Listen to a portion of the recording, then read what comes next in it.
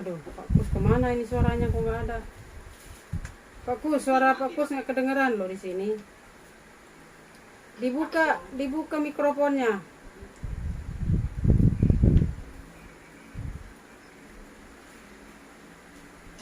Pak Kus, saya mau pastikan Pak Kus sudah dapat Matius 6. Matius 6. Ibu Elida, selamat bergabung. Ibu di sini masih baru-baru semua ya, Bapak Ibu ya. Baru-baru dibaptis semua ini yang bergabung di sini. Hai, kemarin yang baru dibaptis, Bu Maria, bagaimana rasanya?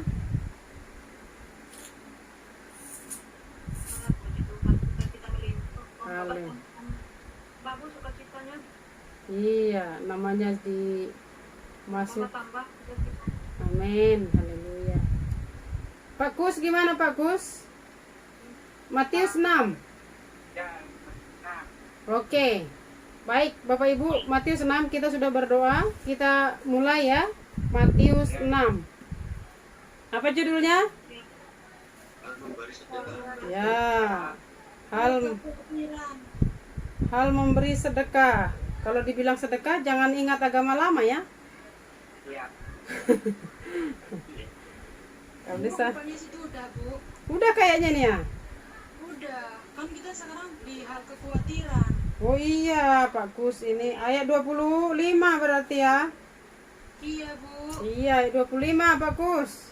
Nah, Pak Kus ini nggak catat berarti ini.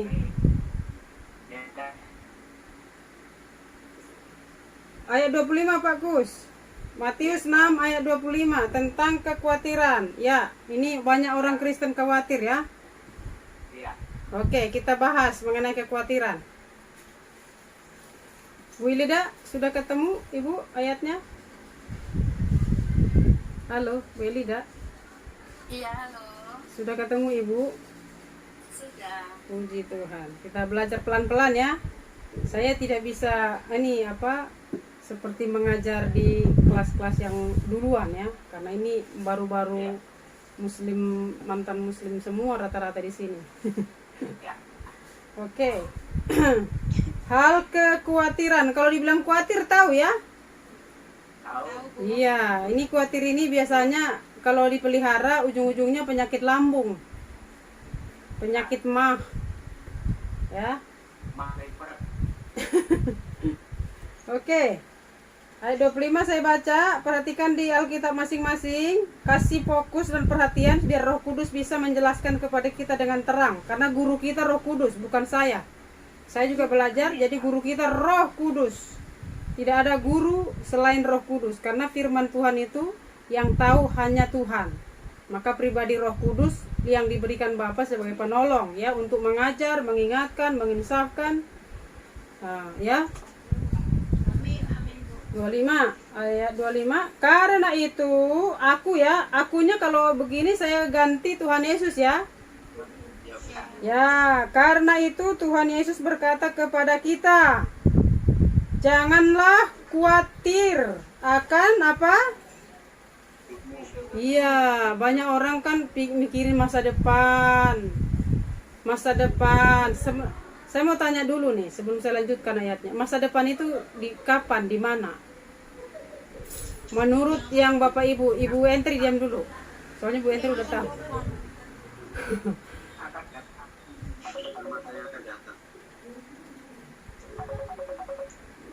Bu Rini, Mbak Rini, masa depan itu kira-kira kapan dan di mana?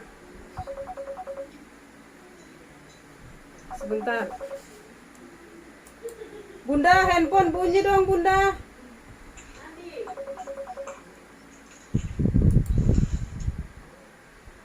Di mana Ibu Mbak Rini, masa depan itu di mana sih sebenarnya? Apakah hari tua atau apa? Kan banyak orang selalu memikirkan stres, memikirkan masa depan, bekerja untuk memikirkan masa depan. Sekarang kita luruskan menurut Alkitab, masa depan itu di mana? Supaya pola pikir kita, ya, kalau Mbak Rini bilang di surga. Bu Maria? Bu Maria? Masa depan itu Kapan? Di mana? Hidup setelah kematian. Ya. Oke, Hidup Naftali? setelah kematian. Iya, betul. Naftali? Di, Di surga. iya, di surga semua ya. Ya. Nah, jadi kalau kita selalu beribut membahas masa depan, berarti kita memikirkan kehidupan setelah kita mati di dunia ini. Berarti masa depan itu ada di Surga. antara surga dan neraka. Kan dua pilihan masa depan toh? Iya, Bu. Kita yang memikirkan masa depan kita mau di surga dan di neraka. Dikerjakan itu kapan? Sekarang. Selagi kita masih hidup, kesempatan kapan? Cuman sekali, yaitu hari ini. Yaitu selama Tuhan berikan waktu kepada kita. Jadi gunakan masa depan itu, jangan mikirkan hari tua ya. Saya sekolah tinggi-tinggi untuk masa depan. Saya sekolahkan anak saya tinggi-tinggi untuk masa depan. Untuk hari tua, biar nanti tuanya nggak susah. Pertanyaannya pasti nggak tua. Tua pasti, Bu. Tua pasti. Nggak pasti. Nggak pasti. Kan kita nggak tahu. Tua nggak pasti. Kita mati atau beda. Coba, Mbak Maria, tua pasti nggak? Hah? Pasti Bu. Murni kita tidak bisa menebak Bu. Iya. Pak Sis, tua pasti nggak Pak Sis? Nggak pasti Bu, karena umur kita. Iya. Jadi jangan pikirkan hari tua, karena tua belum pasti. Yang pasti-pasti saja kita pikirkan, yaitu kematian. Kematian itu pasti, bisa lusa, bisa kapan saja, dan tidak bersyarat. Tidak harus mati, tidak harus sakit dulu baru mati. Tidak harus tua dulu baru mati. Ada lagi duduk manis-manis, ada lagi masak, mati. Ada lagi bawa acara di TV, mati. Berarti dia pasti kan? Pasti. Pasti. Kapan saja. Jadi siapkan dari sekarang. Amin. Karena kesempatan cuma sekali. Kesempatan cuma sekali. Tuhan bilang kalau 70, kalau kuat 80 tahun, kata Mazmur 90 ayat 10. Haleluya. Oke, saya kembali ke topik. Karena itu Tuhan Yesus berkata kepada kita, janganlah khawatir akan hidupmu. Yang Tuhan bilang akan hidupmu ya, akan hidup kita. Akan apa yang hendak kita makan atau minum. Kan banyak orang kan mikirkan segala sesuatu untuk makan minum kan? Ya, Banyak. Yang bikin banyak orang khawatir kan di sini kan. Waduh, besok bagaimana ya? makanan. Besok bagaimana ya? Urusan perut. Yang bikin orang khawatir itu banyak sekali urusan perut. Ya kan? Dan janganlah khawatir pula akan tubuhmu. Hidup dan tubuh. Berarti kalau bicara tubuh, apa yang kita pakai, apa yang kita makan kan? Kalau hidup berarti makanan. Kalau tubuh bicara apa yang kita pakai. Sampai sini jelas? Jelas, Bu. Akan apa yang hendak kamu pakai. Jadi kalau bicara hidup, apa yang akan kita gunakan, apa yang kita makan. Kalau bicara tubuh, apa yang kita mau gunakan sebagai pakaian, baju. Ya, Nah, Tuhan bilang jangan khawatir. Yang masuk ke perut, isi perut sama sama pakaian tubuh, jangan khawatir. Tuhan bilang akan dua hal ini, ya. ya. Terus perhatikan, bukankah hidup itu lebih penting daripada makanan dan tubuh itu lebih penting dari pakaian? Ya, saya ulang. Bukankah hidup itu lebih penting dari makanan dan tubuhmu lebih penting daripada pakaian? Sekarang saya mau ini. Orang sakit, orang sehat itu kan bajunya keren, orang kaya itu kan bajunya keren-keren kan? Iya. Orang kaya. Kira-kira mereka jauh dari sakit nggak dengan baju kerennya itu? Tidak. Tidak. Berarti pakaian tidak menentukan orang itu sehat atau tidak sehat. Tangkap nggak? Lengkap. Iya. Karena seringkali orang yang kaya-kaya itu, yang bajunya keren-keren, yang turun naik mobil, lebih banyak penyakitnya daripada yang jalan kaki toh. Yang bajunya baju itu lagi gitu. Tapi jauh lebih sehat tubuhnya dia. Ya. Nah, jadi Tuhan bilang jangan pikirkan pakaianmu, tapi tubuhmu lebih penting daripada pakaian, kata Tuhan. Kita mau pilih mana? Baju keren tapi sakit atau baju biasa tapi sehat? Baju biasa tapi sehat. Iya. Jadi jangan terlalu sibuk dengan penampilan. Berarti begitu kan? Iya. Wanita ini langsung wah. Iya, betul Bu. Wanita langsung aduh. Ya. Oke. Saya lanjutkan ya. Nah, Tuhan suruh kita belajar loh. Lihat. Pandanglah burung-burung di langit yang tidak menabur dan tidak menuai. Dan saya sampai sini dulu nih. Burung, tahu burung kan? Tahu Bu, manuk Bu. Ya, manuk, kalau bahasa Jawanya manuk. Dia tidak menanam. Dia tidak menabur. Nah, tapi dia kelaparan enggak? Enggak. Enggak. Masa kalah sama burung kita? Nah, manusia masih bisa menabur kan? Masih. Tapi yang khawatir siapa? Manusia apa burung? Manusia.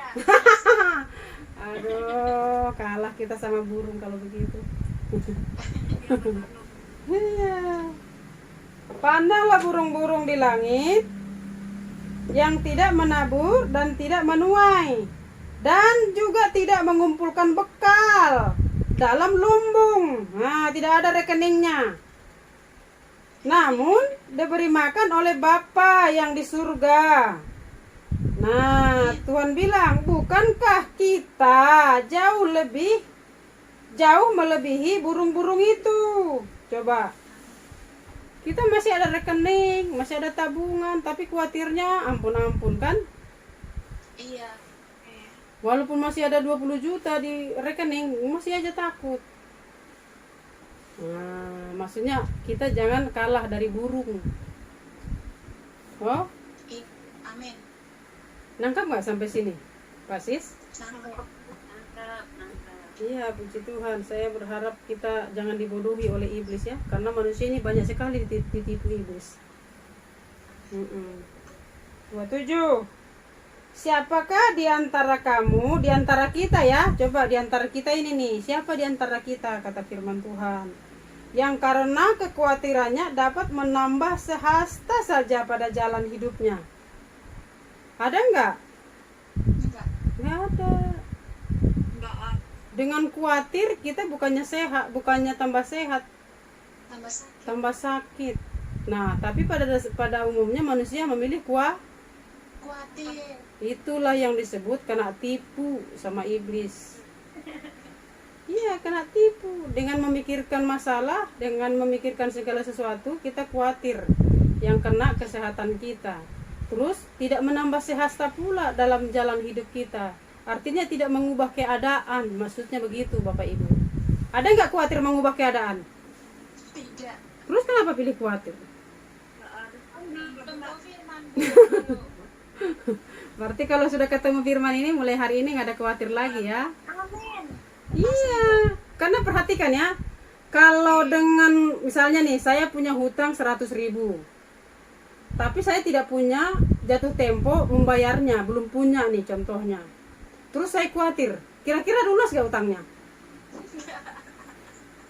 Coba, ini ilustrasi loh, supaya kita ini, saya punya utang 100.000, jatuh tempo saya harus bayar, tapi saya tidak punya uang, terus saya khawatir, lunas gak utang? Enggak kan? Enggak. Nah itu maksudnya.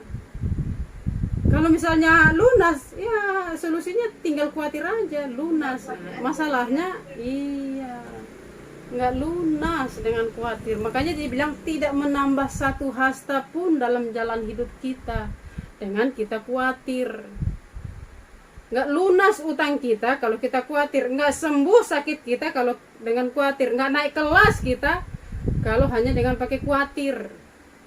Nggak sama sekali menambah apapun, kata Tuhan. Nangkap ya?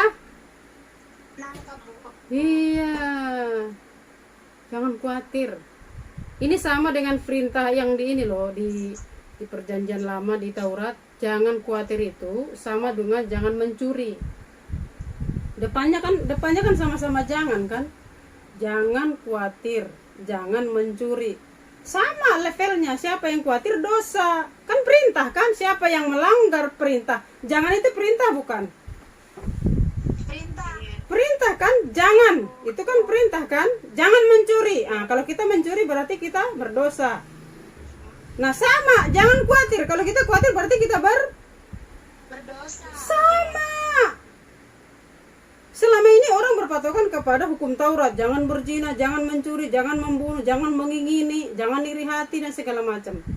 Sama dengan jangan takut, jangan khawatir, jangan gelisah, itu sama berdosa. Siapa yang takut, siapa yang khawatir, siapa yang gelisah itu berdosa. Kan jangan kata Tuhan. Nangkap nggak sampai sini? Iya benar. Nangkap ya Bu Maria ya? Cuman memang di hukum Taurat nggak ditulis jangan kuat. Gimana? Ya bukan kita khawatir itu berarti kita tidak percaya. Kan? Iya. Saat kita khawatir, di saat itu pula kita membuat Tuhan itu ompong. Tidak bekerja. Iya, tidak bisa menolong kita. Bapak senang atau tidak? Tidak. Tidak. Tidak senang Bu. Sangat dia tidak senang. Tanpa sadar kita meremehkan Bapak. Ayo bertobat kita ini. Luar biasa loh. Saat kita khawatir, saat itu juga kita bilang sama Bapak tidak mampu. Bapak siapa tidak yang sanggup.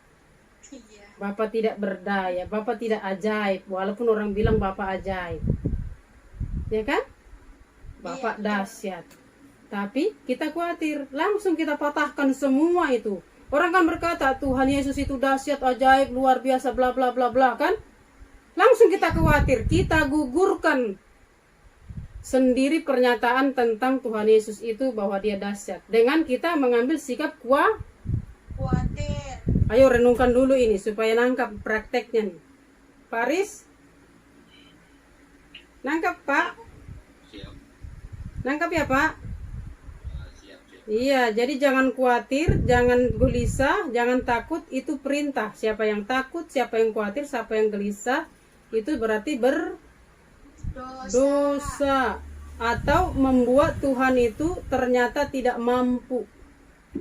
Dengan sikap kita seperti itu, kita langsung vonis Tuhan tidak mampu. Tuhan lemah, tidak berdaya.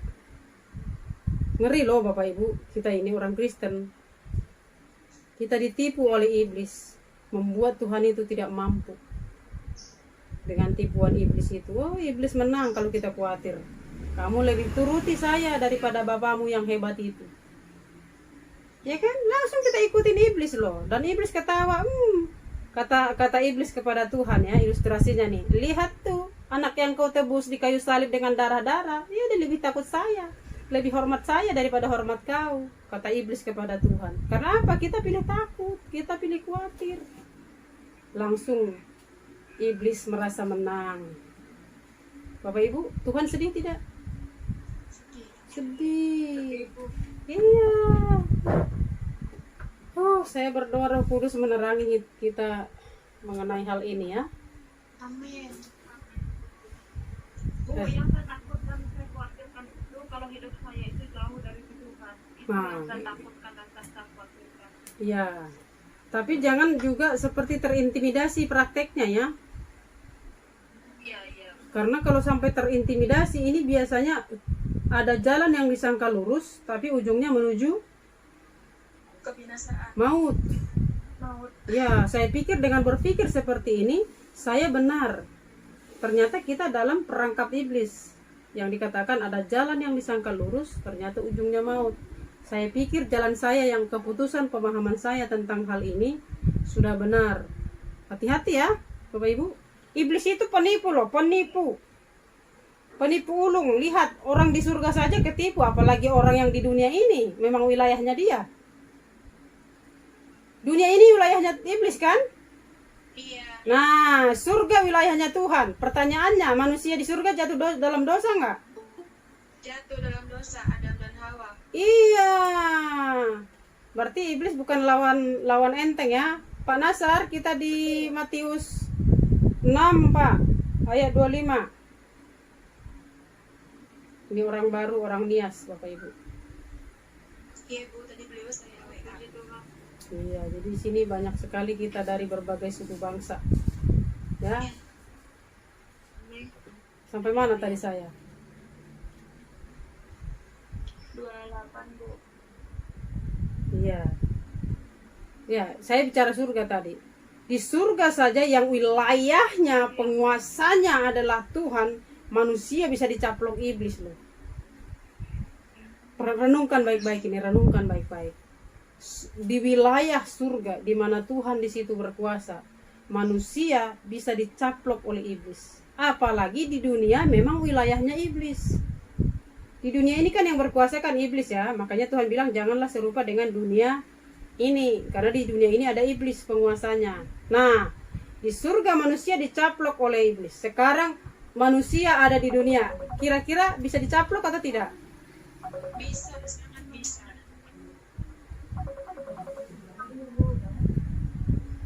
Sebentar ya. Bunda, itu handphonemu bunyi loh dah, tolong dong.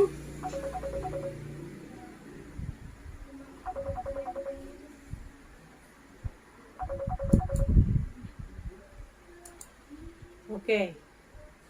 Bisa ya? Bisa. Jadi jangan anggap remeh sama Iblis. siapa yang bisa melawan iblis? Tuhan Yesus. Iya, nggak ada satupun manusia tergagah, terhebat yang ada di dunia ini yang bisa melawan iblis. Hanya Tuhan Yesus. Makanya dia harus turun menjadi manusia, karena tidak ada manusia lain yang bisa melawan dia. Harus ada yang menolong manusia. Makanya dia ambil rupa manusia. Amin. Udah belajar kita ya mengenai ini kan, jadi semakin mantap nih. Makanya kemarin saya ajak belajar dari nol supaya ketemu nih kasus-kasus seperti ini, toh? Iya Bu. Ya, jadi iblis itu bukan lawan mudah. Manusia dibikin takut, manusia dibikin khawatir, itu pekerjaan iblis. Bapak kita bapak di surga atau bapak yang lain? Bapak di surga. Kalau begitu jangan takut, jangan gelisah. Amin. Oke. Ayat berapa? 28 ya? Iya Bu. Dan mengapa kamu khawatir akan pakaian? Ada nggak yang takut tidak keren? Dulu ya Bu. Mas Nasar, ketemu ya Matius 6 ayat 28 kita sekarang, Mas. Matius 6 ayat 28 sekarang. Kita lagi bahas tentang kekhawatiran. Ada nggak yang takut tidak keren? Ada. Halo? Ada Bu, saya dulu. Cuma biasanya yang tampil modis ini kena nih firman yang begini-begini nih. Banget Bu, banget. Bu Maria gimana? Takut tidak keren nggak? Iya Bu, dulu Iya. orang punya masa, punya sekarang enggak lagi. Haleluya, kita diubah oleh firman. Ya kan? Amin. Amin. Iya, kalau baju tidak bermerek tidak mau datang ke acara-acara tertentu. Toh? Iya, iya. Iya, kalau tas sama celana nggak matching atau cewek ini atau sepatu tidak matching dengan tas nggak jadi ke mana-mana. Wah, halo, rela loh orang kredit untuk beli baju.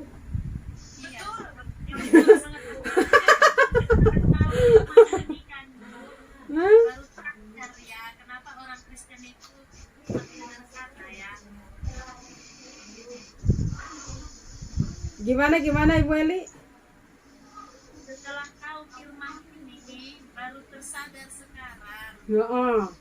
Itu amat sederhana. Dibanding dulu kan harus pikirkan penampilan, Iya. harus wedding ke sana kemari, ada pesta harus baju baru.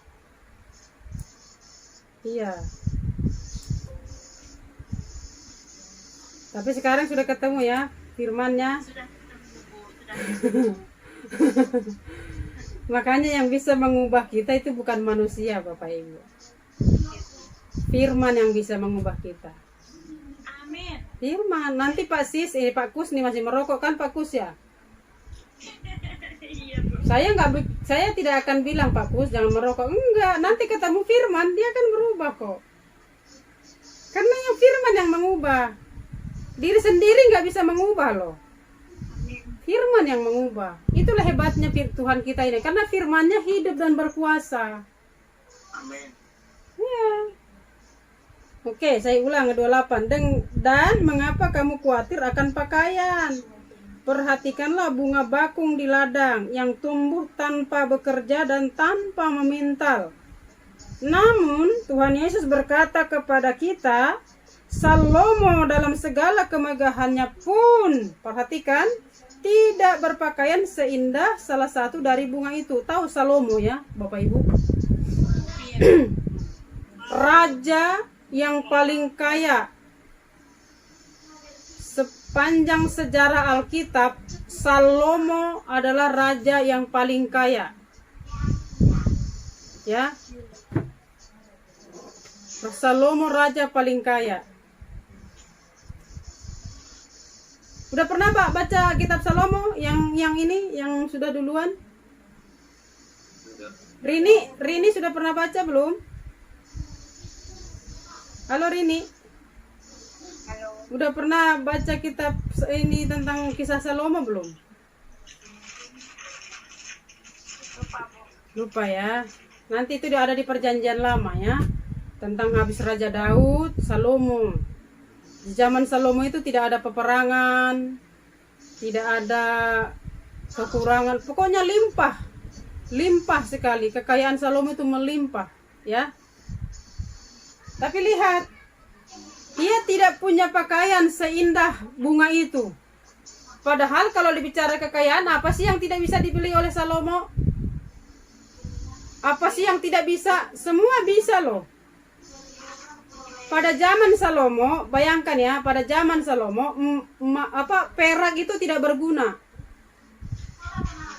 Karena limpah sekali yang namanya emas. Banyak sekali yang namanya emas.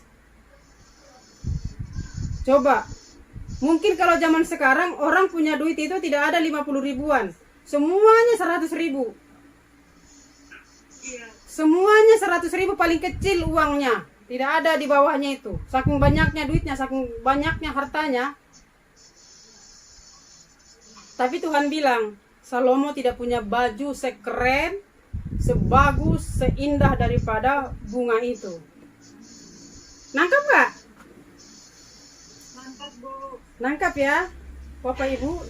Salomo bisa beli apa saja loh. Bisa apa saja. Karena dia diberkati luar biasa, sampai orang-orang datang loh, melihat kekayaan Salomo. Dari raja-raja bangsa-bangsa lain datang hanya untuk melihat kemewahan Salomo. Tapi dia tidak punya baju seindah daripada bunga itu ya. Halo? Halo, sampai sini nangkap? Mantap ya. Oke, ayat 30. Rini, suara saya jelas? Jelas Kak. Oke, ayat 30 ya. Jadi, jika demikian Allah mendandani rumput di ladang yang hari ini ada dan besok dibuang ke dalam api. Jadi rumput itu didandani sebegitu luar biasa, tapi dia hanya bersifat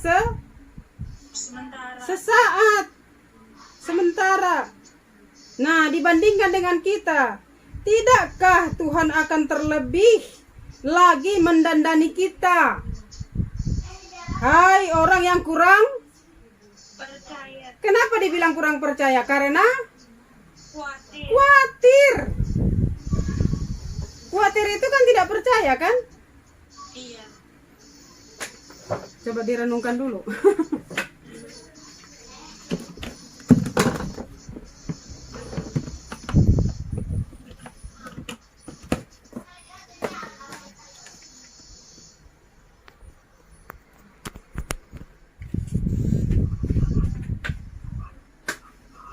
Oke ya, lanjut. Ayat 31. Sebab itu janganlah kamu khawatir. Diulang lagi loh. Kalau Tuhan sering menggunakan kata yang sama itu berarti penting. Amin. Kalau dibilang di atas tadi udah bilang jangan lagi di sini itu pengulangan. Namanya diulang-ulang itu. Coba kalau Bapak Ibu kalau nyuruh anak ke toko atau beli sesuatu, diulang kan? Diulang supaya anak ini nggak salah beli kan? Iya. Pokoknya warnanya harus begini, jumlahnya segini ya. Harus ini. Udah ngerti belum? Itu kan? Udah. Apa coba? Gitu kan? Sampai kita pastikan anak itu ngerti. Itu namanya sesuatu yang penting. Inilah Tuhan ngomong sama seperti kita. Ngomong ke kita diulang-ulang. Jangan khawatir, jangan khawatir. Karena khawatir itu berbahaya buat kita. Makanya Tuhan terus ulang-ulang. Nangkap? Ya. Oke.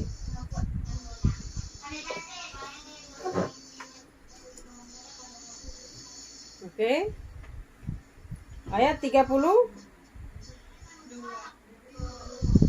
Ayat 31 belum selesai. Sebab itu janganlah kamu khawatir dan berkata, apakah yang akan kami makan? Gini, Bapak Ibu. saya mau ini kasih ini realita di dalam kehidupan. Orang yang luntang-lantung saja di jalanan makan tidak? Makan loh Bapak Ibu. Apalagi kita yang punya penghasilan, yang masih sehat, normal otaknya, masih bisa bekerja, masih bisa mengolah sesuatu menjadi menghasilkan uang. Masa kita kalah dengan orang yang artinya, maaf kata nih, bukan lagi menghina orang yang lagi di jalanan itu, supaya kita artinya tertegur, ya kan? Mereka saja makan gitu loh. Ini kan bicara makan kan? Iya. Apakah lanjutannya yang akan kami minum? Apakah yang akan kami pakai? Semuanya itu dicari. Coba ayat 32 baca sama-sama yuk. Semua itu dicari bangsa-bangsa yang tidak hilang. Tetapi kamu yang di surga tahu bahwa kamu melakukan semuanya. Iya. Iya. Semuanya itu makan, minum, pakaian tadi dicari bangsa-bangsa yang tidak mengenal. Sekarang sudah kenal Allah belum? Sudah. Kalau begitu dilarang Khawatir. Iya. Kalau khawatir berarti tidak Tidak kenal.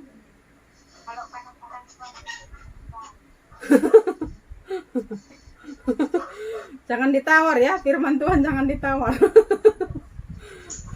Harus cepat-cepat balik. Kalau lagi ada yang menggoda, langsung jangan diikuti godaannya. Kan suka merayu kan dia kan? Pribadi penggoda penipu itu akan selalu merayu kita. Masalahnya kita mau tergoda atau tidak. Kan kita yang ini kan yang menentukan kan? Iya. Iya, mau tergoda atau tidak dengan rayuan atau tipuannya. Ya. Semuanya itu dicari bangsa-bangsa yang tidak mengenal Allah. Akan tetapi Bapamu yang di surga tahu bahwa kamu memerlukan semuanya itu. Tuhan tahu kan?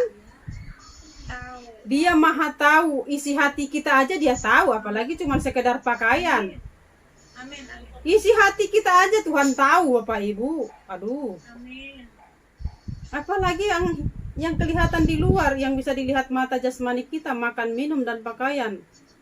Yang tersembunyi aja dia tahu. Jadi jangan khawatir. Kalau khawatir nanti lambung kumat. Jadi di sini semua yang lambung pasti sembuh. Amin. Pasti sembuh. Ya kan? Amin, Bu. Amin. Saya lambung, amin. Nah, ayat 33. Carilah dahulu kerajaan Allah dan kebenarannya, maka semuanya itu akan ditambahkan kepadamu. Saya suka bikin ilustrasi mobil, Bapak Ibu. Gini nih ya. Kalau mobil itu kan ada ban di depan, ada ban di belakang kan? Iya. Kalau kita naik di ban depan, posisi kita kan di depan yang nyetir kan? Ya. Nah, kita kira-kira kalau kita naik di atas posisi ban depan, ban belakang ngikutin nggak kalau kita jalan? Nggak mungkin dia tinggal kan? Ya, betul. Saya kasih ilustrasi seperti itu supaya kita sedikit mudah memahami jalan-jalannya Tuhan ini. Saya kasih ke analogi seperti itu. Sekarang saya mau baca ayatnya ulang. Tetapi carilah dahulu kerajaan Allah dan kebenarannya. Ini berarti bagian depan. Nah, kalau kita sudah berdiri di bagian depan ini, yang di belakang ini nggak usah dicari, pasti ngikutin. Ingat ya, ilustrasi mobil ya. Kalau kita berdiri nyetir di bagian posisi depan, ban depan, kemanapun kita, pasti yang di belakang ngikutin. Nah, persoalannya, cari dahulu kerajaan Allah. Bagaimana cara mencarinya? Nah, ini kan persoalannya. Iya. Seolah-olah dia hilang kan? Kalau dicari, yang namanya dicari itu kan orang sesuatu yang hilang kan? Iya. Cari maksudnya hidup di dalamnya. Amin. Hidup mencari wajah Tuhan. Amin. Nih, tapi cari dahulu kerajaan Allah dan kebenarannya. Ada dua di sini yang dicari. Ada dua. Pertama kerajaannya, kedua kebenarannya. Tahu nggak ini prakteknya seperti apa? Belum? Pasti belum. Saya aja baru tahu. Cari dahulu kerajaannya dan kebenarannya. Kita dibilang mencari kerajaannya itu, kita masuk dalam hubungan intim dengan Tuhan. Sampai kita merasakan yang namanya Tuhan. Itu namanya mencari kerajaannya. Tenggelam di dalam pujian penyembahan pribadi dengan Tuhan. Tenggelam secara intim dengan Tuhan. Itu mencari kerajaan Tuhan. Sampai kita merasakan Tuhan itu melawat dan menjamah kita dengan luar biasa. Kebenarannya apa? Kebenarannya apa? Firman. Setelah kita sudah mencari wajahnya itu, tenggelam di hadirat Tuhan, baru setelah amin kita lakukan kebenarannya. Suruh mengampuni, ampuni, ya kan? Suruh mengasihi, kasihi. Toh? Ya. Toh?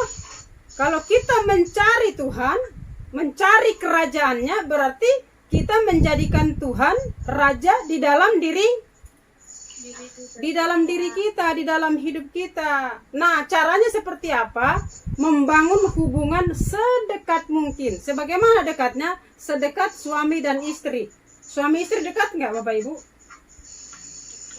Dekat, bukan suami istri yang berantem ya. Ini yang benar-benar suami istri yang baik-baik. Ini kiasan ya. Kiasan hubungan kita dengan Tuhan itu dibikin lambangnya suami dan istri. Kita kan mempelai wanita kan? Kita adalah pasangan daripada Tuhan. Laki-laki dan perempuan adalah gereja Tuhan yang dianggap mempelai atau pasangan daripada mempelai Kristus. Nah, yang namanya mempelai dengan mempelai harus punya hubungan yang dekat sampai menjelang pernikahan, sampai ada perkawinan. Bagaimana dua orang bisa kawin tanpa berhubungan dekat? Begitu kan? Iya. Nangkap nggak sampai sini? Halo? Kalau suami, saya lebih dalam. Saya berharap Roh Kudus menerangi kita. Jangan berpikiran porno, ya. Jangan berpikiran jauh, ya. Tangkap secara roh, jangan secara jasmani. Suami istri Kan Tuhan bilang ya, kalau kita mau berdoa, masuk kamar. Ingat nggak ayat yang kemarin mengenai berdoa? Ya, itu bagian dari mencari kerajaannya. Masuk ke dalam kamar, tutup kamar kan? Terus kita disuruh berdoa di situ kan? Iya. Nah, saya masuk ke dimensi roh. Saya membawa Bapak Ibu masuk ke dimensi roh. Karena firman ini adalah roh. Tuhan Yesus itu adalah roh. Pahami firman dari sisi roh, jangan dari sisi daging. Nanti kita keliru kalau dari sisi daging. Suami istri itu adalah kiasan dari hubungan kita dengan Tuhan yang diwakili roh dengan roh. Allah itu roh. Kita punya roh kan? Punya. Kita punya roh. Kapan kita intim dengan Tuhan? Masuk ke dalam kamar, roh kita dengan rohnya Tuhan intim. Maksud saya jangan dibayangkan hubungan suami istri. Saya hanya menyuruh Bapak Ibu masuk ke dalam kedekatan, keintiman. Seintim itulah roh kita dengan rohnya Tuhan. Bisa ngobrol, bisa berbicara. Bapak Ibu jangan salah paham ya, jangan dipahami secara jasmani yang saya sebutkan ini. Saya sedang mengajak Bapak Ibu masuk dimensi roh. Allah itu roh. Kita punya roh. Kalau mau intim dengan Tuhan, masuk kamar, roh kita dengan rohnya Tuhan berbicara, ngobrol, diskusi. Nangkap nggak sampai sini? Saya takut nggak nangkap ini. Ya, kita adalah mempelai, kita adalah kekasih. Kalau kekasih berarti harus sering-sering ngobrol dengan pacarnya. Pacar kita kan Tuhan Yesus kan. Kalau dibilang kekasih berarti kan ada pasangannya kan? Iya. Nanti di akhir zaman kita akan menikah. Makanya ada pesta perkawinan anak Iya. Jangan salah dipahami ya. Saya membawa kita masuk dalam dimensi roh, Bapak Ibu.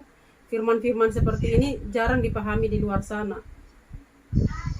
Makanya saya tidak berani terlalu tajam karena ini masih bayi-bayi rohani semuanya saya lihat.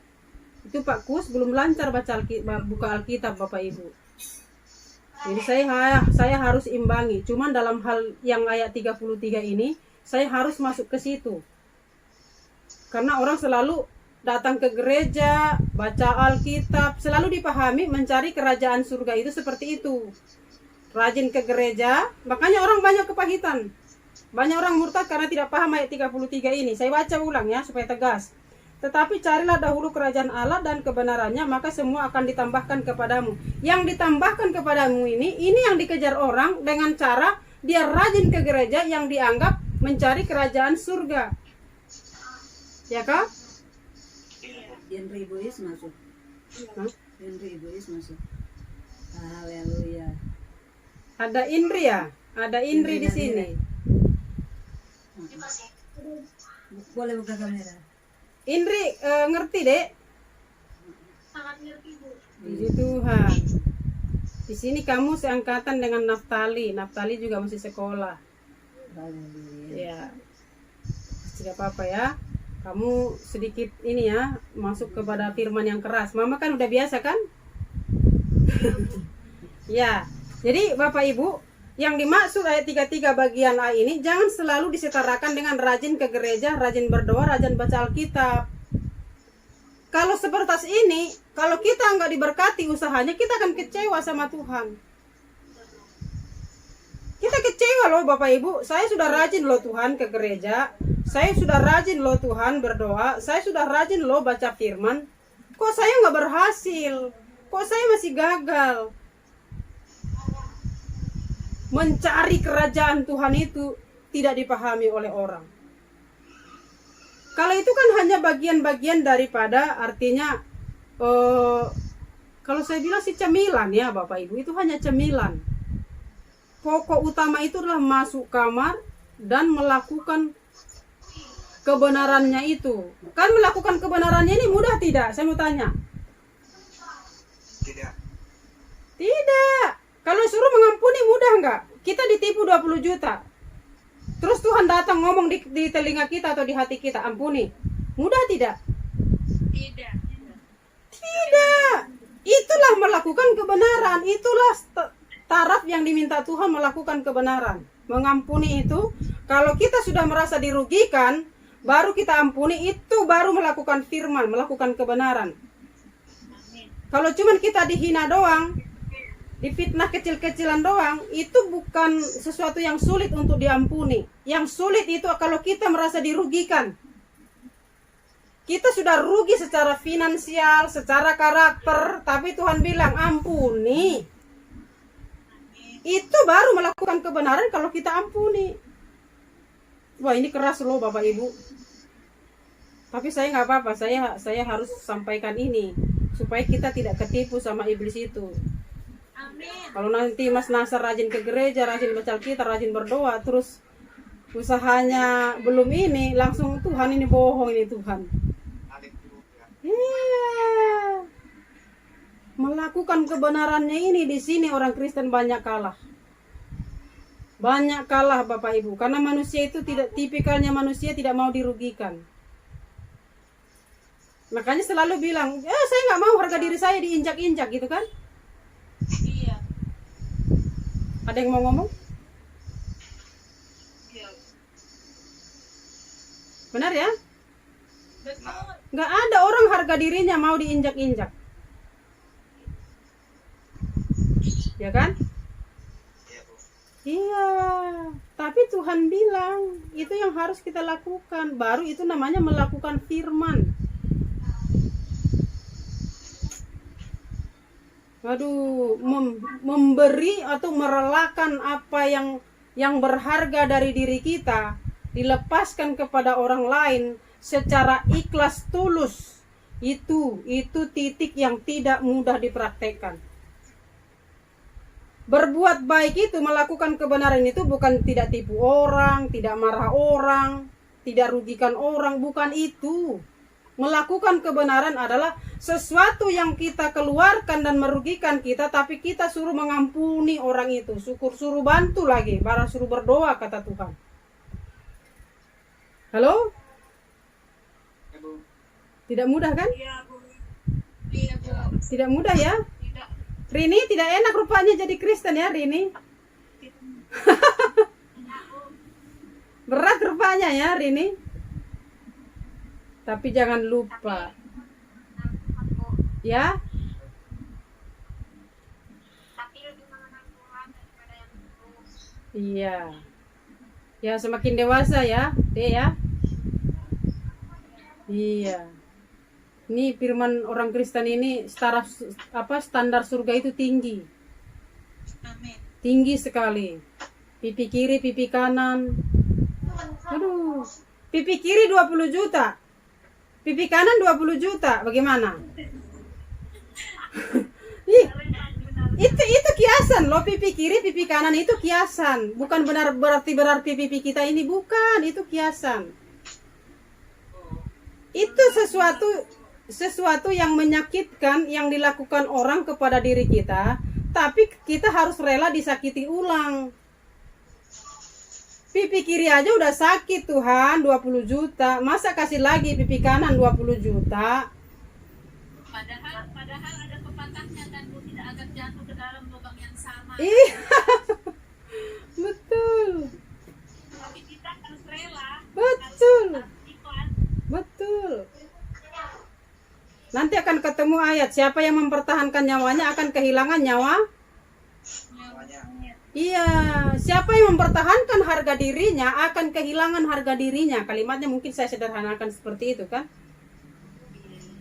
Siapa yang mempertahankan harga dirinya akan kehilangan harga dirinya.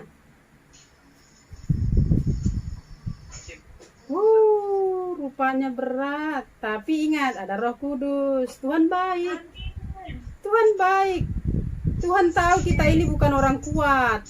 Tuhan tahu kita ini bukan orang gagah. Tuhan tahu, makanya dia bilang, aku tidak biarkan engkau seorang diri. Sebagai yatim piatu, aku akan berikan kepadamu roh penolong. Masalahnya kita mau gunakan tidak fasilitas itu. Itu fasilitas ya, saya ingatkan ulang. Iya, Bu. Saat tidak mampu mengampuni, minta Roh Kudus. Tuhan, Roh Kudus mampukan saya merelakan 20 juta. Amin. Nah, saat rela, besok lagi diulang pipi kanan tadi. Tuhan bilang, kamu harus mengampuni. Roh Kudus lagi. Roh Kudus, setelah kita sukses, apa yang kita relakan Tuhan ganti. Amin. Pasti. Dia tidak mungkin bohong. Dia tidak pembohong. Tuhan kita tidak pembohong. Tidak bohong dia. Tuhan bilang apa yang kita lakukan untuk Tuhan, dia tidak pernah berhutang. Lunas, kita aja dibayar lunas. Kita dibayar lunas kan? Iya. Kita dibayar lunas loh. Ya, dengan mengorbankan nyawanya. Iya, nyawa saja dia berikan kepada kita, masa kita nggak boleh rugi sedikit? Wah, saya berharap kita mantap malam hari ini. Amin. Iya, harus kuat menyembah ya. Kerajaan surga itu menyembah. Setel aja lagu-lagu apa YouTube, ada di YouTube ya, lagu-lagu rohani di YouTube. Masuk kamar, puji sembah dia. Minta Tuhan jamah hati saya. Kalau kita merasa keras hati, masuk kamar, Tuhan lembutkan hati saya, Tuhan lembutkan hati saya, Roh Kudus. Amin. Baru kita bisa tenggelam mencari yang namanya kerajaan dia itu. Bagaimana Pak Kus? Masih bertahan di sekarang atau mau balik lagi? Pak Sis, ada Pak Sis ini, udah keluar ya Pak Sis. Pak Aris, bagaimana Pak Aris? Siap ya? Iya, nggak enak Pak, tapi Tuhan bilang mahkota kita dijamin oleh Tuhan, sukacita kita dijamin oleh Tuhan. Amin. Ya. Ayat terakhir, ayat 24, sebab itu 34. 34. Ayat 34, sebab itu janganlah kamu khawatir akan hari Yes. Besok esok, karena hari esok mempunyai kesusahannya sendiri. iya, dikasih tahu Tuhan kesusahan sehari. Ya, jadi kalau ada masalah hari ini jangan dibawa besok. Kalau ada 7 hari, kalau dikumpulin jadi 7 masalah. 7 masalah. Jadi besar. Yang hari ini cukup. Jangan dibawa tambah lagi besok, karena masing-masing setiap hari kata Tuhan punya kesusahannya Sendiri. itu yang dikatakan yang matahari terbenam itu loh, saya lupa ayatnya lagi. Oh, jangan sampai matahari terbenam ya. Ya, yang suruh mengampuni itu loh. Ya, itu bicara jangan sampai nginap. Jangan sampai berlanjut ke hari esoknya. Haleluya. Nangkap?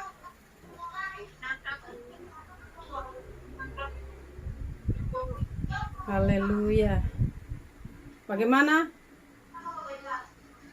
Bagaimana Bu Rini? Mbak Maria?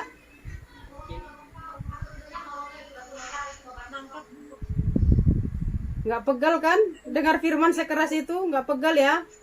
Enggak.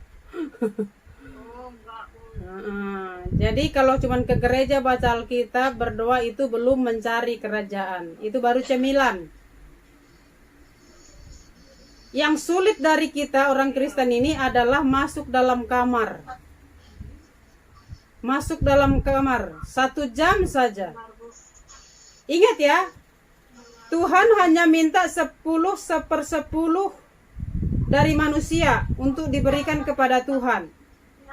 Saya tidak bicara uang, tapi bicara waktu. 10% dari waktu 24 jam satu hari, 10%-nya adalah waktu untuk Tuhan. Sisihkanlah 10% itu untuk Tuhan. Dengan kualitas terbaik. Dengan kualitas terbaik, jangan dipotong-potong. Jangan dikasih sisa-sisa. Bapak Ibu mau nggak dikasih sisa? Tidak. Iya.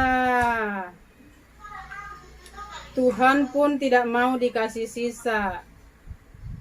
Baik waktu, baik perasaan, baik perhatian. Tuhan tidak mau yang sisa-sisa.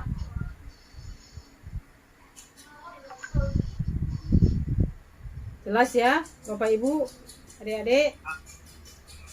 Oma Sugi, bagaimana Oma? Menyesal nggak hari ini dengar firman?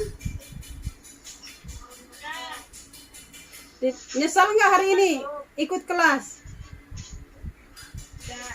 Enggak. Tidak menyesal. Iya, itu pegal-pegal itu hilang kalau dengar firman. Amin. Iya. Puji Tuhan ya, Bapak Ibu ya. Kelas anak muda sudah mau dimulai sebentar lagi. Kita tutup sampai di sini. Atau ada pertanyaan?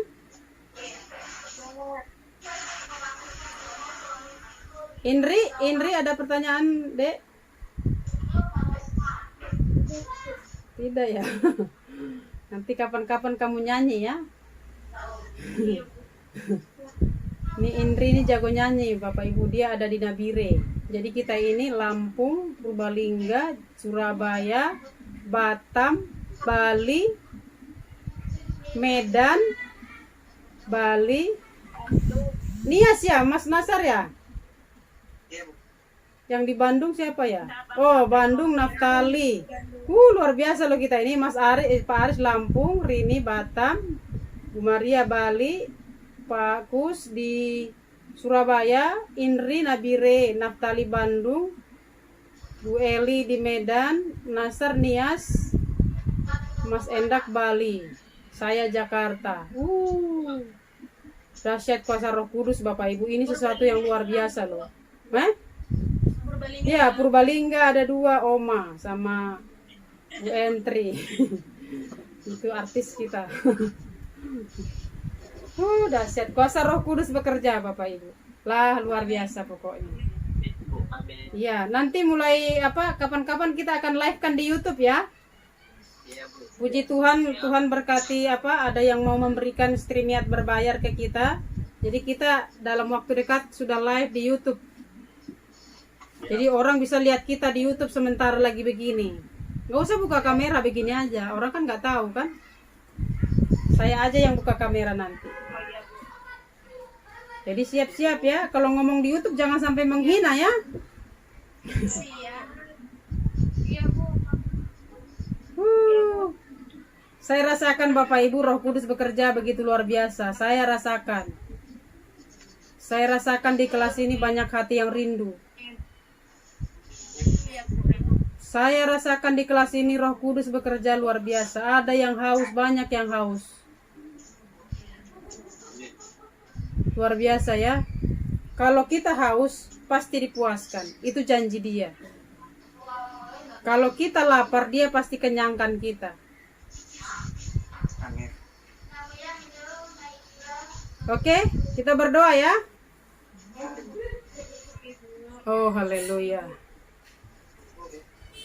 Kau ajaib Tuhan Yesus. Kau ajaib Roh Kudus. Kau dahsyat memberkati kami. Kami beruntung Tuhan punya Bapa seperti-Mu. Kami bangga menjadi anak-anak kerajaan Tuhan. Kami bangga Tuhan pilih kami kembali Tuhan. Dari yang gelap Engkau bawa kami kepada terang-Mu yang kudus. Dari kegelapan Engkau bawa kami Tuhan. Kami bersyukur ya Bapa yang baik. Kami bersyukur buat waktu ini. Kami bersyukur buat kesempatan yang Kau beri. Kami bersyukur ya Bapa Engkau pilih kami Tuhan. Ini hidup kami ya Tuhan. Kami mau mengabdikannya bagi Tuhan. Kami mau menyenangkan hati Tuhan. Kami mau menjadi alat-Mu ya Bapa. Supaya orang-orang lain yang ada di sekitar kami Tuhan. Boleh juga merasakan Tuhan. Boleh juga menikmati Tuhan. Karena tidak ada yang indah Bapa di dunia ini. Hanya di dalam Engkau. Hanya bersama Engkau. Ada damai sejahtera. Ada sukacita Tuhan. Di luar Engkau kami binasa. Di luar Engkau kami sia-sia. Oleh karenanya kami mau di dalam Engkau. Dengan kuasa Tuhan, dengan pertolongan kuasa Roh Kudus-Mu yang hari demi hari bekerja Tuhan menolong memampukan kami untuk kami menyenangkan hati Bapa dengan melakukan kebenaran firman-Mu dan mencari kerajaan-Mu Tuhan. Tolong kami Bapa. Kami bukan orang kuat. Kami bukan orang hebat. Kami bukan orang gagah. Kami butuh Tuhan. Kami perlu Roh Kudus-Mu. Penuhi kami Tuhan. Urapi kami ya Bapa. Kami terima Tuhan berkat-Mu. Kami terima pertolongan-Mu Bapa. Terima kasih hamba serahkan seluruh anak-anak-Mu yang ada di dalam kelas ini ke dalam tangan Tuhan. Kuasa Roh Kudus terus bekerja di dalam hati mereka atas firman yang sudah diterima Tuhan. Supaya tidak diambil iblis Tuhan, tapi digenggam erat oleh kami semua Bapa.